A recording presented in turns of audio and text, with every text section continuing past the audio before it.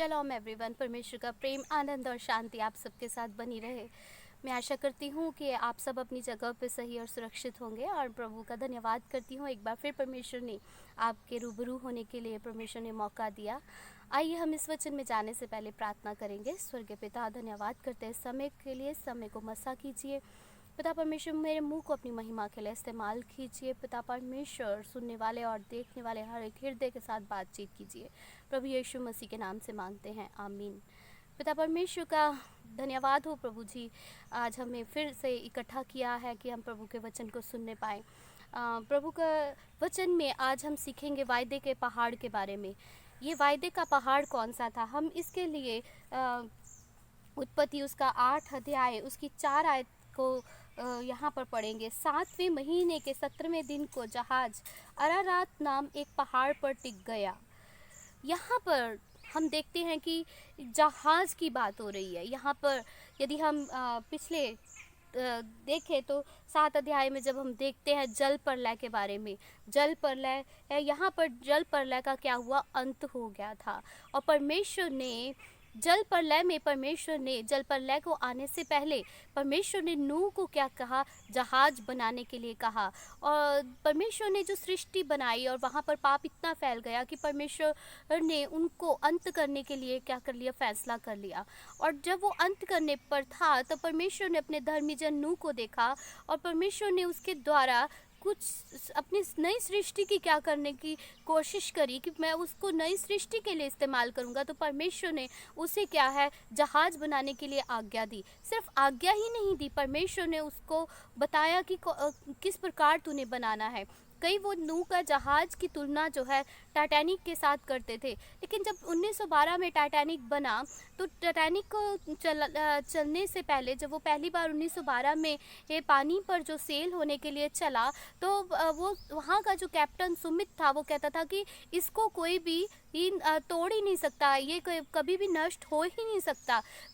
और लगभग जब वो बर्फीले पहाड़ में टकराने से पहले उसको 6 चेतावनियां मिल चुकी थी, लेकिन वो उस सुमित, जो कैप्टन सुमित था, उसको इतना घमंड था कि ये जो टाइटैनिक है कभी टूट नहीं सकता। लेकिन उसके घमंड जो चूर चूर हो गया जब वो जो था वो टूट गया टाइटैनिक। और यहाँ देखिए एक नूह का जहाज़ था जो 40 दिन वर्षा होती रही, पानी भरता गया धरती पर, वहाँ के लोग मरने शुरू हो गए, पर पशु पक्षी पेड़ सब कुछ नष्ट होना शुरू हो गया। और ये जो नूह का जहाज़ था वहाँ पर तैरता गया।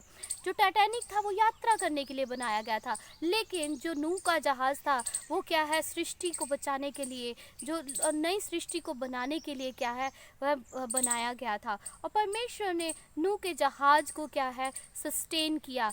उसका बचने का कारण यही था कि परमेश्वर उसका रक्षक था, परमेश्वर ने उसे बनाया था। आज हम अपने मकानों को बनाते हैं, लेकिन परमेश्वर का वचन कहता है घर बनाने वाला केवल परमेश्वर है। परमेश्वर हमारे घरों को बनाता है।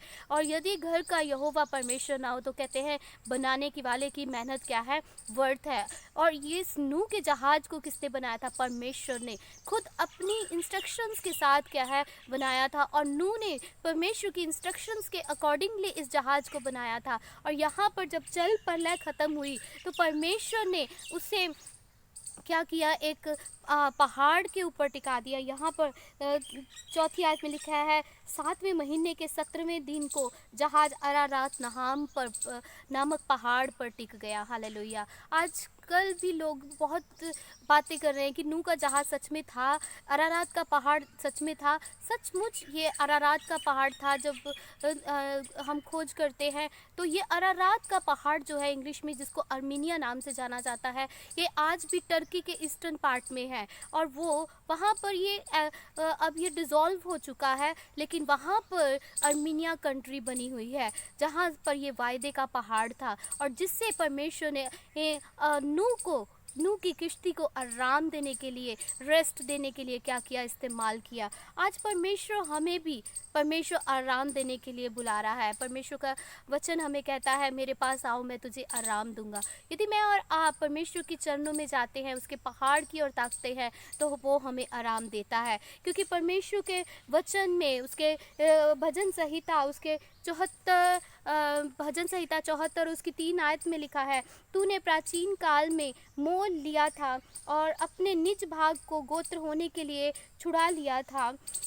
और इस सय्योन पर्वत को भी जिस पर तूने वास किया था। परमेश्वर ने इन लोगों को अपना निज भाग, कौन से निज भाग, अपने लोग होने के लिए किन लोगों को चुन लिया? इज़राइल कौम को चुन लिया। परमेश्वर ने अपने निज भाग होने के लिए चुन लिया। इज़राइल का अर्थ है परमेश्वर की चुनी हुई कौम, परमेश्वर की चुनी हुई कौम। और हम आज की कलीसिया को देखते हैं। कलीसिया जो इक्लिसिया शब्द से निकली है उसका भी अर्थ है चुनी हुई कौम, चुने हुए लोग। परमेश्वर ने अपने चुने हुए लोगों के मोल ले लिया है और मोल लेकर परमेश्वर ने क्या कहा है, इस सय्योन पर्वत पर भी जिस पर तूने वास किया है। और परमेश्वर ने सय्योन पर्वत को भी मोल ले लिया है और परमेश्वर चाहता है हम उस सय्योन पर्वत की ओर आस लगाएं, हम उस सय्योन पर्वत की ओर जहाँ पर परमेश्वर की उपस्थिति है, जहाँ पर परमेश्वर हमारा स्रोत है, उसकी ओर आस लगाएं। जब हम 121 भजन संहिता को पढ़ते हैं, वो भजन संहिता 121 में भजन का लिखने वाला इस प्रकार लिखता है, मैं अपनी आंखें पर्वत की ओर लगाऊंगा, मुझे सहायता कहाँ से मिलेगी। सचमुच पर हमारा भी ये क्वेश्चन है, आज हम इतने परेशान हैं, हमारे हाथ में जॉब्स नहीं हैं, हमारे हाथ में बच्चों के देने के लिए कुछ नहीं है, हमारे सोर्स ख़त्म हो चुके हैं, हमारी सोच समझ ख़त्म हो चुकी है। आज चारों तरफ सन्नाटा है, जहाँ देखो खामोशी है, कुछ भी आस नहीं है, कुछ भी व्याकुल हो रहा है सब कुछ देख के कि कब ठीक होगा। लेकिन उस समय में यहाँ पर दाऊद कहता है, मैं भी अपनी परेशानी में क्या कर रहा हूँ, परमेश्वर के पर्वत की ओर ताक रहा हूँ और हमारी सहायता केवल परमेश्वर की ओर से आएगी। कैसे परमेश्वर की ओर से आएगी? यहाँ पर लिखा है, मुझे सहायता यहोवा की ओर से आएगी जो आकाश और पृथ्वी को बनाने वाला है। हालेलुया। हमारी सहायता को छोटे मोटे लोग नहीं करने वाले। हम छोटी मोटी चीज़ों पर आस मत रखें, हमारी सहायता परमेश्वर करेगा। हमारी सहायता इस सृष्टि का रचनहार जिसने मुझे बनाया, जिसने आपको बनाया, जिसने सृष्टि को बनाया, आकाश और पृथ्वी को बनाया, स्वर्ग उसका सिंहासन और पृथ्वी उसके पाँव की चौकी है, वो हमारी सहायता करेगा। यहाँ पर लिखा है 3 आयत में, वह तेरे पाँव को टलने ना देगा, तेरा रक्षक कभी ना ऊँगेगा। सुन, इज़राइल का रक्षक ना ऊँगेगा ना सोएगा। हम सो सकते हैं लेकिन वो कभी नहीं सोएगा, वो हमेशा निरंतर हमारी प्रार्थनाओं को सुनता है। वो कहता तेरे पाँव को बदी से क्या करेगा, बचाएगा। हालेलुया। तेरे पाँव को बदी से, ठोकर लगने से क्या करेगा, बचाएगा। यहाँ पर लिखा है, यहोवा तेरा रक्षक है, यहोवा तेरी दाहिनी और तेरी आड़ है, ना तो दिन को धूप से और रात को चांदनी से तेरी हानि होगी। हालेलुया। परमेश्वर हमें दिन और रात में घूमने वाली बीमारियों से, वो मौसम की बीमारियों से, मौसम की विपत्तियों से हमें क्या करेगा, बचाएगा। परमेश्वर इतना महान परमेश्वर है। वो यहाँ पर लिखता है कि परमेश्वर वो मेरी दाहिनी और मुझे अधिकार देगा और मेरी वो आड़ बनकर खड़ा रहेगा। हालेलुया। एक बार मैंने एक जगह पर एक कहानी पढ़ी थी, वो इस प्रकार थी कि एक आदमी था, वो समुंदर के किनारे जा रहा था और जब वो समुंदर के किनारे जा रहा था तो उसको 4 कदम दिखाई दे रहे थे। उसने परमेश्वर से पूछा, ये किसके कदम है? तो परमेश्वर ने उसे कहा, ये 2 कदम तेरे और 2 कदम मेरे हैं। तो आगे जाके जब समुंदर की लहरों ने उस जगह को घेर लिया और जब आगे गया वो, तो उसको 2 ही कदम दिखाई दे रहे थे। तो वहाँ पर वो कहने लगा, क्या परमेश्वर तूने मुझे छोड़ दिया? तो वो कहता है, ना घबरा मत, ये जो तू कदमों के निशान देख रहा है ये तेरे नहीं मेरे हैं।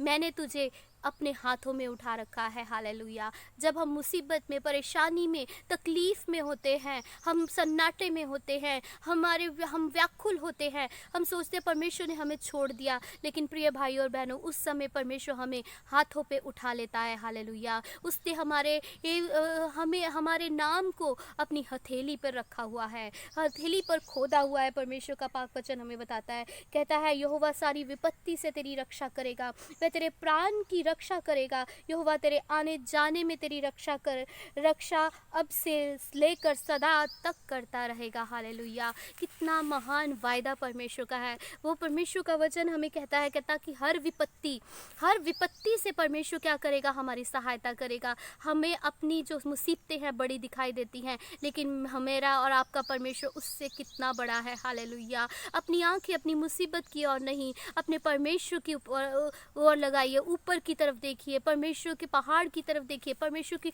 उपस्थिति की तरफ देखिए, परमेश्वर को ही देखिए, ताकि वो आपकी सहायता करे। पर जब आप नीचे देखेंगे, नीचे ये जो है, आप अपने आप में घबरा जाएंगे, आप अपनी मुसीबतों को देखेंगे, आप अपनी विपत्तियों को देखेंगे कितनी ज़्यादा है, और आपको अपनी विपत्तियां बड़ी दिखाई देंगी। लेकिन जब आप परमेश्वर की ओर देखेंगे तो परमेश्वर बड़ा होगा, हालेलुया, और वो हमें बड़ा दिखाई देगा, और हमारी विपत्तियां उसके सामने कुछ भी नहीं होंगी। आप अपनी विपत्तियों से कह सकते हैं, मेरा परमेश्वर मेरी विपत्तियों से बड़ा है। आप किसी भी विपत्ति में हो, हर एक की विपत्ति अलग अलग है। कहते हैं हर एक की कसौटी अलग अलग होती है। हो सकता है जिस परेशानी में आप हो वो मेरे लिए कुछ नहीं हो, लेकिन जिस परेशानी में मैं हूँ वो आपके लिए कुछ ना हो। लेकिन हर एक की विपत्ति में परमेश्वर कहता है, हर विपत्ति में मैं क्या करूँगा, तेरी सहायता करूँगा। परमेश्वर हमारी हर विपत्ति में हमारी सहायता करेगा। वो कहता है कि मैं तुझे हर विपत्ति से बचाऊँगा और तेरे प्राण की रक्षा करूँगा। हालेलुया। दाऊद कहता है 23 ज़बूर में, कहता चाहे मैं मौत की वादियों में से होकर गुजरूँ,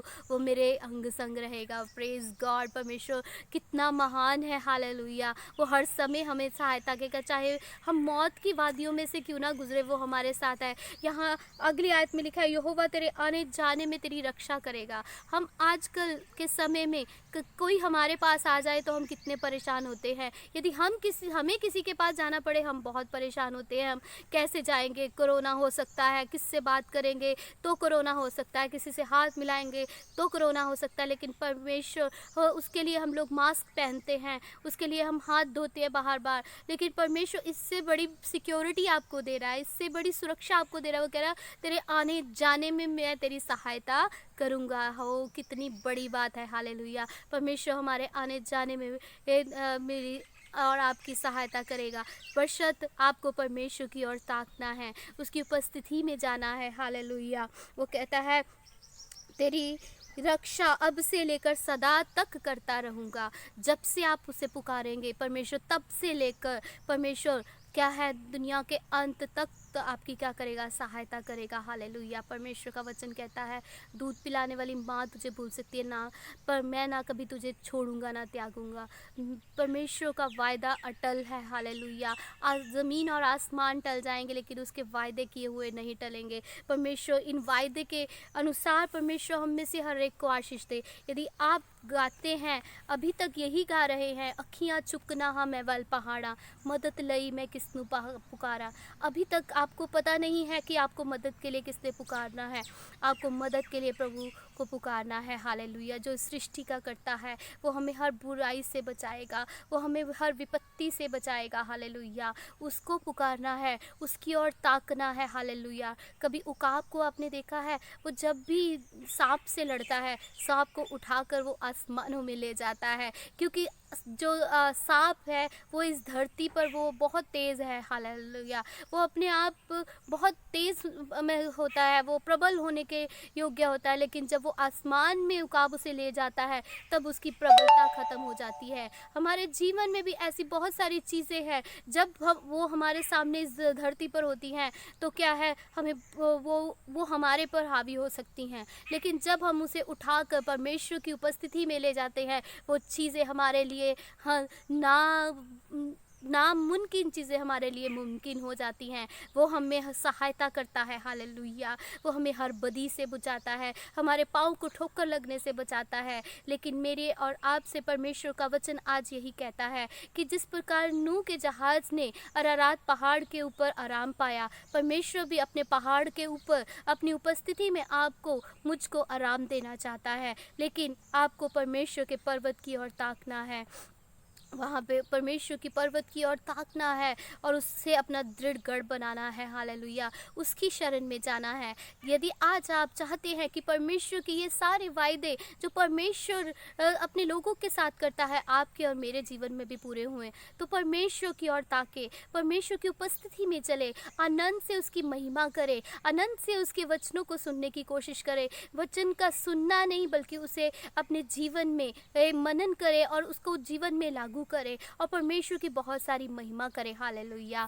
आप परमेश्वर से आशीष पाएंगे। आशा करती हूँ इस वचन के द्वारा परमेश्वर ने आपसे बातचीत की है। यदि आप परमेश्वर को लगातार ताक रहे हैं, अपनी आंखें आपने पर्वत की ओर लगाई हैं, अपनी आंखें परमेश्वर की ओर लगाई हैं, तो निरंतर लगे रहिए, परमेश्वर सर्वदा आपके साथ है। यदि आज तक आपने अपनी आंखें परमेश्वर की ओर नहीं लगाई हैं, तो यह समय है मेरे प्रिय भाई और बहनों, आज के समय में जब हम सब परेशानी में हैं, दुख में हैं, तकलीफ में हैं, इस चीज़ों में बैठे मत रहिए, क्योंकि आपकी सहायता, आपको निकालने वाला परमेश्वर केवल प्रभु यीशु मसीह है। उसकी ओर अपनी आंखें लगाइए, उसकी उपस्थिति की ओर लगाइए, उसकी प्रेजेंस की ओर लगाइए। वो आपको अपनी भरपूरी से भरेगा। परमेश्वर का पाक वचन कहता है, मैं तेरी सहायता के लिए अपना पवित्र आत्मा भेजूंगा। ओहो, परमेश्वर से पवित्र आत्मा की भरपूरी मांगिए, उसके ऊपर स्थानों में जाइए, उसके पवित्र भवन में जाइए, उसकी उपस्थिति में, ऊपरी स्थानों में।